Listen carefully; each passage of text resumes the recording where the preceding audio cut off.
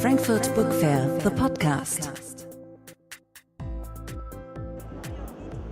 We would like to welcome you to another podcast of the Frankfurt Book Fair. Today, you will hear about the significance of creative industries. We will pursue the question whether the e-book is still making headway and will show its technical development. Also, we will introduce an example of a business model coming from the Far East, successfully combining modern and traditional medias. Frankfurt Book Fair, topic of the day. Although it is still evident that the Frankfurt Book Fair predominantly takes care of books, still under the keyword creative industries, a noticeable development can be observed. The director of the Frankfurt Book Fair, Jürgen Boos, states to that, what we are seeing here in Frankfurt, and Frankfurt is a mirror of what's happening in the industry, in the publishing industry, but the publishing industry, it's opening itself to more creative industries. Yeah? We have the movie business here, we have the TV producers here, we have the online gamers here, so a lot more things are going to happen. In the middle of it is the intellectual property, the content. Yeah? But this content is used by all media, by all different media. That's the big change here. Also this year again, a great topic during the book fair. E-books. The American market has produced 320,000 titles by now, available as e-book version. The change from paper to electronic has become for many users already reality, says Madeleine McIntosh from Amazon Europe. We know that today, of all the books that are available in the Kindle format through Amazon, that right now the ratio is 48%. So of the times that we sell those books, 48% of the time it's a Kindle edition that we sell instead of a print edition. But actually they cannot really be considered to be an innovation. The first reading devices were launched onto the market already at the end of the 90s. At that time, the first example weighed 1.5 kilos. Today, a slim screen of 150 grams slips elegantly into the inside pocket of a jacket. Thanks to the use of the so-called electronic ink, the text can easily be read even in direct sunlight. And this is not all of the improvements, explains Ronald Schild, managing director of Libreka, Germany's leading provider of e-book titles. On top of that, it only consumes power when you turn pages, so it will last over weeks, even months, before you need to recharge it. On this device, I only carry 50 books, which is probably something like 5% of capacity, and it can hold up to 1,000 books, which probably is more than most people have in their own personal library. Despite this enormous technical development, many consumers are still hesitant when it comes to purchasing such a gadget. According to Schild, there is still a great need for real wholesale to happen. The device that is sexy enough, functional enough, user-friendly enough is there. That's one of them, the Cyborg Opus.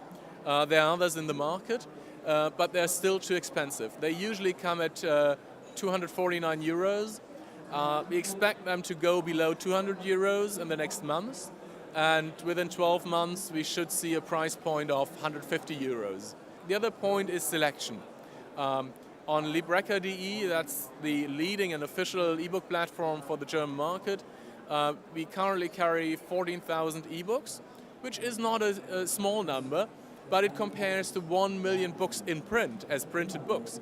But we work with all the major publishers to publish the novelties as ebook, and most of them do, at least in the next 6 to 12 months.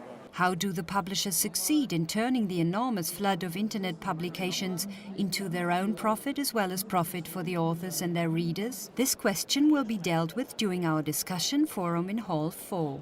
Subject: integration of new media into traditional media. The Chinese publishing house Shanda Literature Limited gives their successful response. Appearing on the market 7 years ago, the Chinese market leader today possesses $1.8 billion of equities and 4 million paying readers. Those who have created the basis with Shanda Literature are the online authors, states Zhou Hongli, Chief Copyright Officer of the company. This online literature is the source of entertainment business.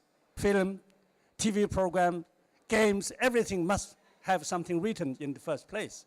And so far, we have more than 800,000 writers writing for us daily. The publishing house generates revenue through readers with unpublished text.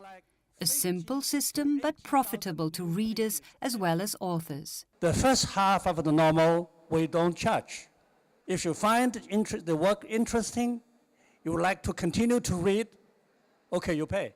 And the rate can be very low. So for one page, you pay only 2 to 3 cents.